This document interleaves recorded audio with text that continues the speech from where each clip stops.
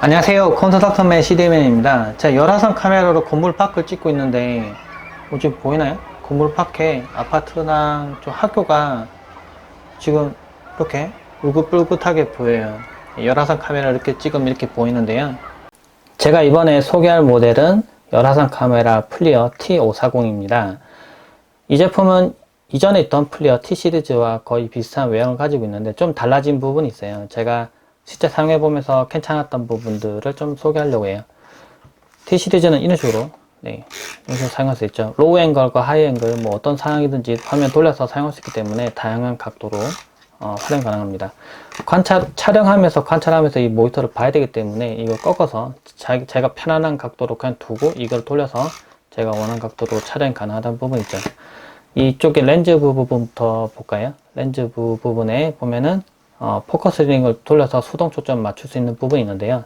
근데 얘는 레이저 오토포커스가 가능해서 자동으로 오토포커스가 가능해요. 그래서 레이저로 거리 측정하고 이렇게 해서 정확하게 포커스를 맞추는 기능이 있습니다. 물론 이걸 자동으로 하는 것도 이제 한계가 있어서 가끔 피사체가 너무 겹치면은 수동으로 제가 직접 돌려서 초점을 맞출 수 있습니다. 네, 그래서 이게 개인적으로 이게 있는 게 편한 것 같아요. 그래야 가끔은 빨리 돌려서 제가 원하는 대로 맞추고 싶을 때가 있는데 그럴 때 제가 임의로 맞출 수 있거든요. 이 부분을 보면은 램프가 두 개가 있고요. 그리고 이쪽엔 실화상 카메라가 있습니다. 실화상 카메라랑 이제 이쪽 부분은 이제 열화상 카메라가 내부 있는데요. 지금 보이는 게 그 렌즈 부분이고 안쪽에 이제 열화상 카메라 센서가 있습니다. 이런 안쪽 부분에 있는 이미지 같은 경우 제 블로그 글을 따로 올렸으니까 그걸 보시면 될 것 같고요. 이 부분 분리가 가능합니다. 보면 옆에 17mm라고 표시가 되어 있고요. 촬영하면은 열화상 이미지와 실화상 이미지를 같이 저장하도록 되어 있습니다.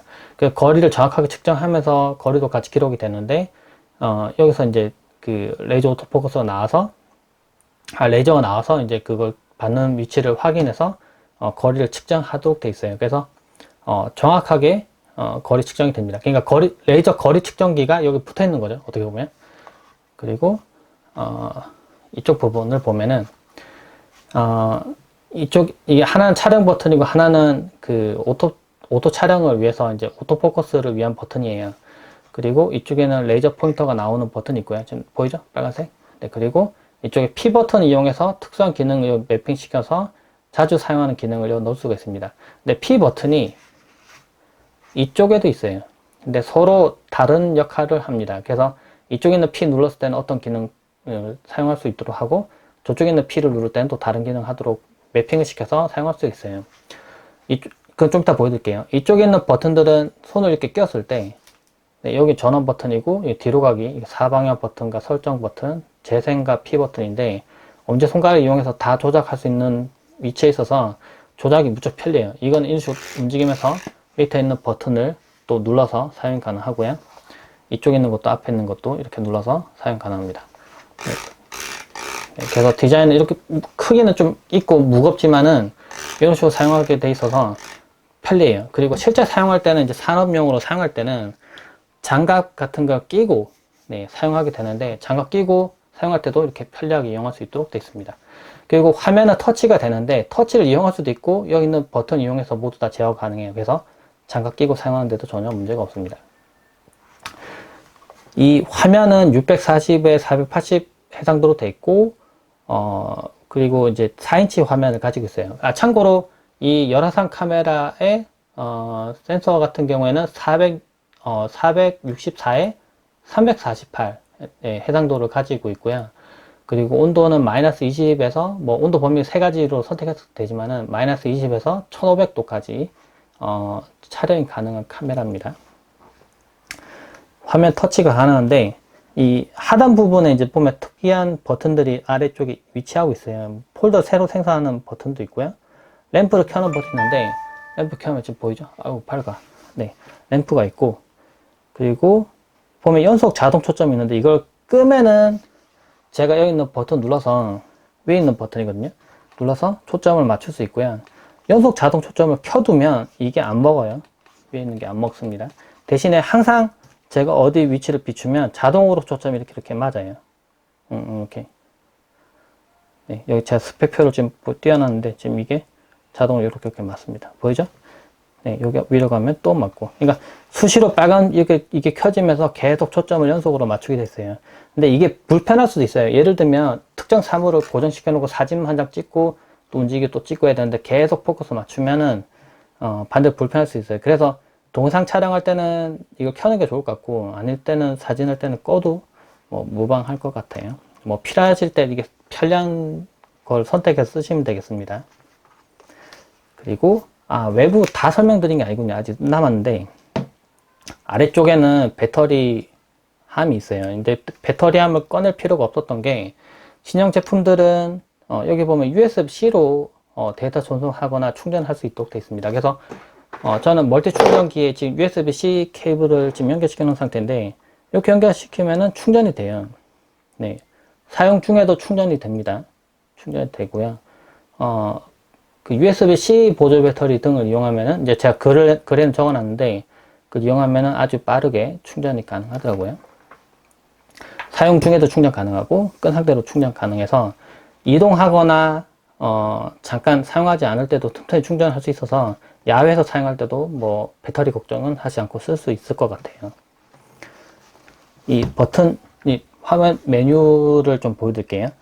자, 여기서 이제 밀어 올려도 되는데 여기 선택해도 되는데 이걸 가운데 눌러도 됩니다. 참고로 하나 바뀐 게 또 있다면은 화면 쓸어내리면은 이 배터리 상태랑 그 스토리지 상태, 와이파이랑 블루투스 상태, 화면 회전과 화면 밝기 등을 조정할 수가 있어요.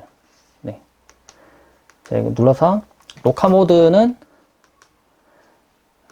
볼게요. 정지 화면, 비디오, 저속 촬영 이거 선택할 수 있고요. 동영상은 이제 비디오는 말 그대로 동영상을 찍는 겁니다. 이게 정지 화면 찍는 거고. 그래서 제가 일단 초점 맞추고 이쪽 앞에 있는 뭔가 보여드릴게요. 초점 맞추고 지금 저 앞에 있는 볼륨 조절기 저거거든요. 그래서 초점 맞추고 그 다음에 여기 이걸 초점 맞추고 이걸 누르면은 촬영이 돼요. 네, 거리가 0.56이라고 표시가 되고 촬영이 되죠. 촬영이 되는데 근데 아까 P 버튼을 보여드린다 했죠. 여기 있는 P 버튼을 눌렀을 때 어떤 기능을 추가하려면은 이 P 버튼 길게 누릅니다. 그러면 잠깐 이렇게 화면 표시되고요. 그 다음에 이제 다시 할게요. 제가 화면 터치해서 메뉴가 날아갔네요. 이 내리면은 제가 원하는 선택할 수 있어요. 열화상을 디지털 카메라 전환하는 것과 열화상 MXX로 변환하는 거, 뭐 여러 가지 기능이 있어요. 온도 범위 전환, 뭐 저장하고 메모 열기, 뭐 엄청 많아요. 근데 이 중에서 제가 자주 사용할 만한 기능들을 추가하면 되는 겁니다. 저는 열화상을 MXX로 전환하는 거를 추가를 해볼게요. 그러면 여기 이제 이 버튼에 이게 추가가 됐고요. 여기 있는 P 버튼도 제가 기능을 추가해 봅시다. 그럼 이것도 P를 여기 있는 거 길게 누릅니다. 그러면 또 다른 메뉴들 떠요. 근데 이거는 제가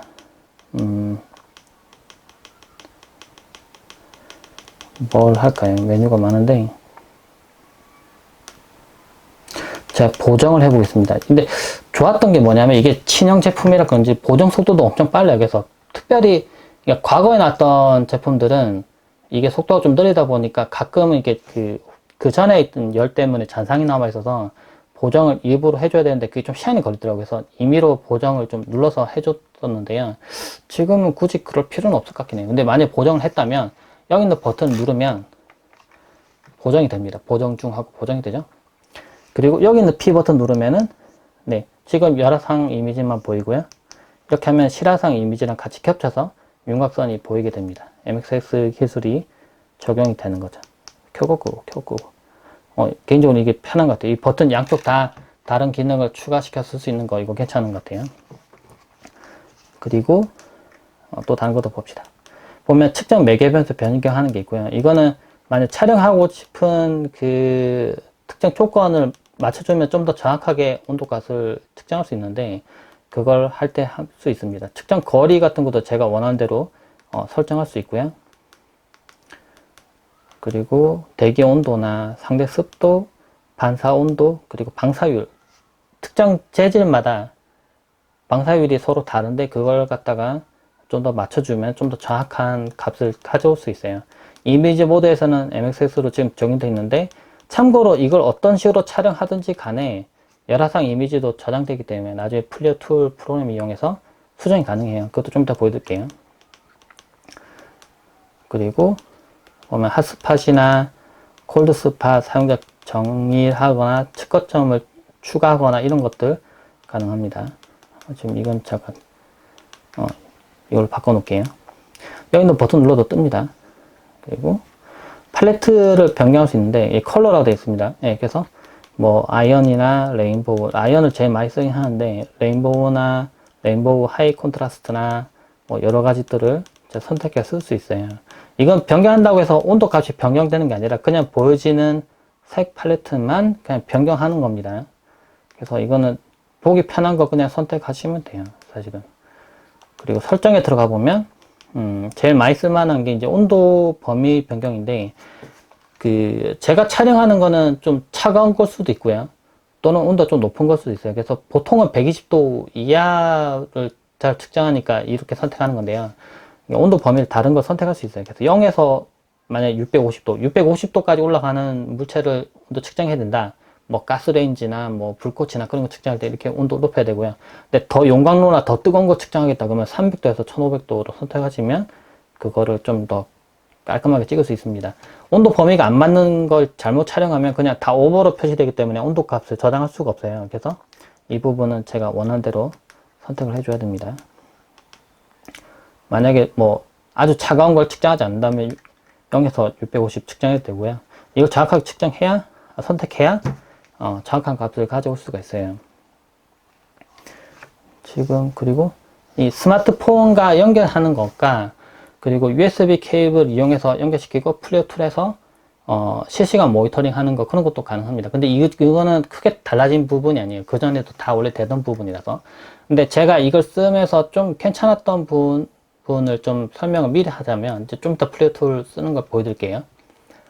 미리 알려드리자면은 보정 속도가 무척 빠르고, 그래서 잔상 같은 게 남는 거를 계속 켜놨지만은 잔상이 남는 걸 못 느꼈어요. 그리고 굳이 얘기하면은 센서 크기는 640에 480보다 좀 작죠, 센서 크기는.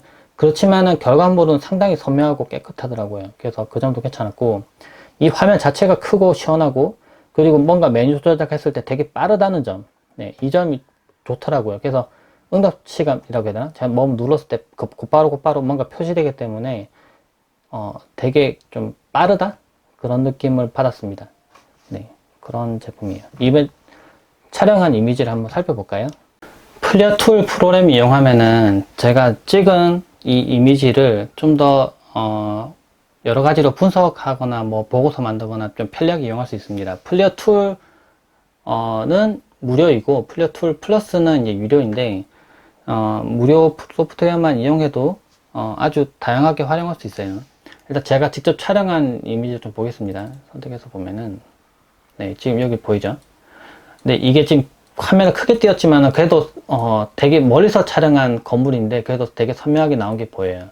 근데 측거점이나 이제 이게 예를 들면 촬영하는 순간에 어느 부분이 온도가 몇 도다 이렇게 측거점을 정해서 촬영하기도 하는데, 그럴 필요가 없는 게 나중에 이 부분 플리어 툴에서도 그게 다 후보정 형태처럼 다 가능해요. 그래서 제가 박스를 그려서 이 박스 안에서 어느 부분이 온도 제일 높은지 측정할 수 있고요. 그리고 이제 측거점을 제가 추가를 해서 이 부분의 온도, 네, 이것만 따로 온도를 측정한다거나 이런 것도 가능해요. 그래서 선을 그려서 이 선 중에서 어느 부분 온도 제일 높은지 측정 가능하죠. 선 같은 경우는 이제 막 예를 들면 전력선이 지나간다. 그럴 때 이 선을 그려놓고 어느 부분의 온도 높은지 측정하는 것이 가능합니다. 팔레트도 지금 변경 가능해요. 예를 들면 아이언으로 촬영을 했어요. 그럼 아이언으로 지금 이 화면 뜨겠죠. 그렇지만 제가 다시 또 뭐 다른 팔레트로 뭐 바꾼다, 네, 라바 이런 걸로 바꾼다 이러면 변경이 돼요. 그래서 팔레트는 추후에 언제든지 뭐 바꿀 수가 있습니다. 그리고 지금 잠깐만요.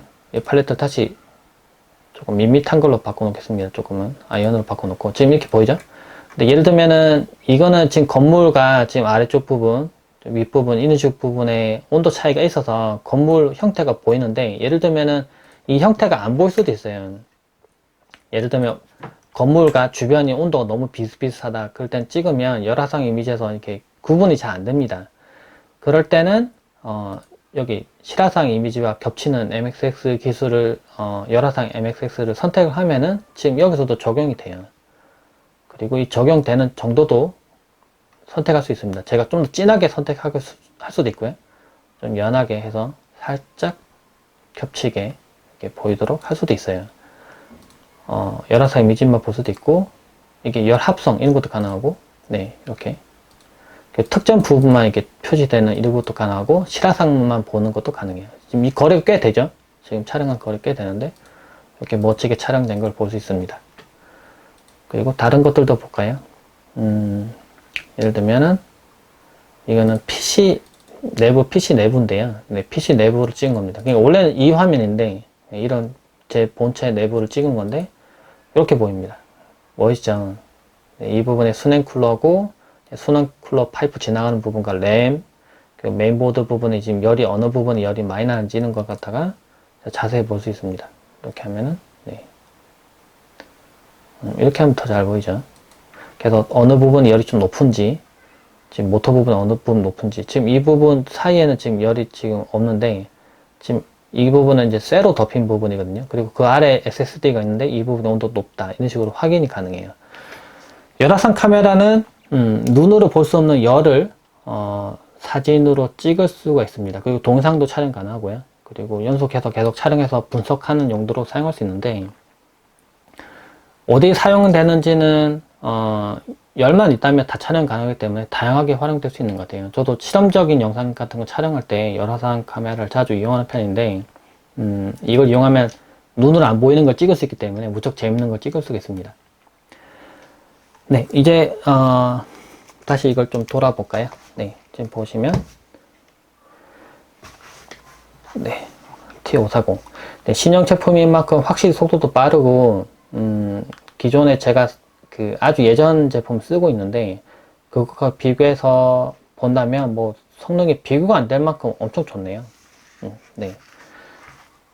그 열화상 카메라 좀 성능이 좋은 거? 그러니까 이 열화상 카메라는 아직은 그 공식이 있습니다. 센서가 크면 클수록 성능이 좋고 가격이 비싸집니다. 작으면 작을수록 물론 그만큼 해상도 낮아지고 성능이 낮아져요. 그래서 가격이 비싸면 비쌀수록 성능은 좋습니다. 근데 물론 그 벽 내부에 있는 어디에 그 예를 들면은 뭐 온수가 유출됐는지, 그래서 막 온수가 막 퍼져나오면 그 부분 뜨겁겠죠. 그런 부분을 유출 부분을 좀 누수 같은 부분을 확인한다거나 했을 때는 좀 낮은 해상도의 제품도 크게 문제는 없을 거예요. 근데 전자제품을 측정하거나 아니면 건물의 어느 부분이 잘못된 부분을 좀 확인하거나 하실 때는 좀 성능이 좋은 열화상 카메라가 필요해요. 그럴 때 이런 제품을 써보시면 좋을 것 같아요. 네. 네, 참고되셨길 바랍니다. 네, 고맙습니다.